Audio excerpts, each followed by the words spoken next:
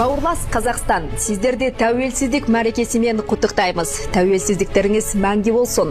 Әр шаңырақта шаттық пен бақыт, дендеріңізге саулық, отбасыларыңызға амандық, еңбектеріңізге жеміс тілейміз. Bugün 16 Aralık Kazakistan'ın Бүгін Қазақстанның тәуелсіздік күні. Бауырлас елді осы мерекемен шын жүректен құттықтаймыз. Қазақ халқына бейбітшілік, ынтымақ, бақ береке тілейміз. Ел тәуелсіздігі тұғырлы болсын. temenni ediyoruz. 16 декабрь күні 16 желтоқсан Қазақстан халқы тәуелсіздік күнін атап өтіп жатыр. Бұл республика азаматтары үшін маңызды күн.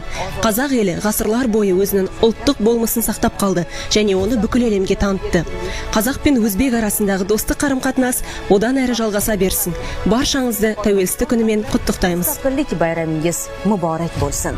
Қазақстан, сізді müstəqillik. Құрметті қазақстандықтар, баршаңызды тәуелсіздік күнімен құттықтаймыз. Елде әрқашан тыныштық пен тұрақтылық болсын. Соңғы жылдары Әзербайжан мен Қазақстан арасындағы экономикалық және мәдени байланыс нығайып келеді. Болашақта ынтымақтастығымыз жалғасын таба берсін. İşlənib. Bayramınız mübarek olsun.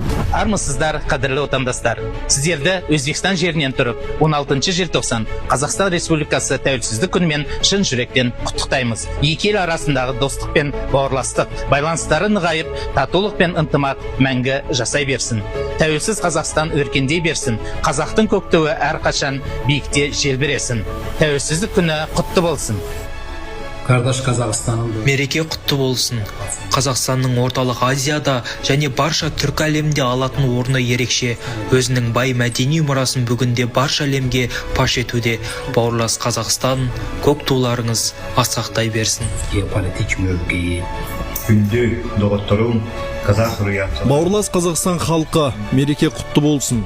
Қазақ жері мекендеген әрбір отбасына татулық пен ырыс береке тілеймін. Ел үшін атқарып жатқан қызметтеріңіз табысты болсын.